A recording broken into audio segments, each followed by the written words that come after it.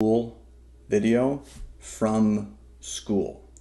So these ones are a bit different because if you look at the code here, and I have to give you a little bit of background for this to make any sense at all, but if you look at this code, the files come in differently. You might not even be able to tell, but you can see it says stream.video.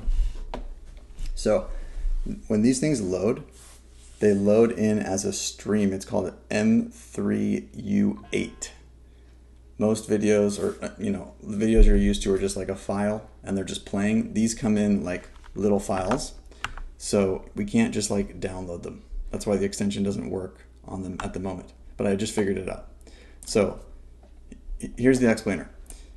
m3u8 file is a playlist format for live streaming, okay? HLS file, so if you ever see that error, that's the same thing. So instead of being a single file, it's like a bunch of little files that are flying in, and the browser and the media player in the browser know how to play them. So what you're used to is like an MP4 or an MOV or something, and this is like a bunch of mini files flying in, streaming. Okay, so what we're going to do here is to download this, we're going to intercept the video player's master playlist URL, because when this video starts playing, the browser has to get some information about what's going on. So we're going to go here to the network tab where we can see all of the requests that are coming in, asking for the page to load, asking for the files, asking for the stream, whatever. And we're going to intercept that, and then we are going to use a tool called ffmpeg to take the whole stream, intercept all of the little streams, download them on your computer, and then piece them together into a video format. And this is like a precursor to how I'm going to show you guys how to bulk download an entire school classroom with but I'm not going to get ahead of myself. So the first thing you need is ffmpeg. And I'm not going to go into how to install that in much detail here, but what I will say is if you installed Homebrew before, so you could get YTDLP, it's kind of the same thing. So if you have Homebrew, you would do brew install ffmpeg. Okay, and once you have it, you can check on a Mac by typing which ffmpeg, and you can see I have it here on my Mac here. Okay, so once you have ffmpeg, fuck, I hate saying that. It's like so hard to say. Once you have that, this is what we're going to do, and you have to do it kind of fast because the token that this thing comes with, it's going to require a token. It's going to require authentication, so it checks to make sure that you're like a real person, and those things expire in this case kind of quickly. So here's what we're going to do. We're going to open the player to the video where you want, in school, where you want to get it from, okay? And what you're going to do is you're going to right click and you're going to click inspect. It's going to bring you here. Click on this network tab. I'll try and make it bigger. Click on this network tab thing. Make sure that this preserve log button is checked. In this filter, type m3u8.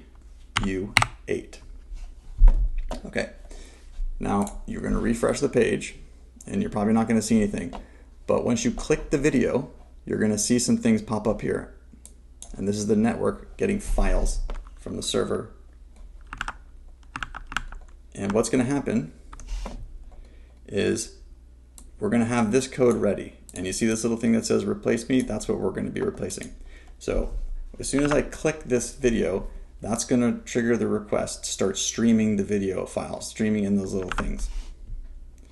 And what we're going to do is we're going to click on the master playlist request file.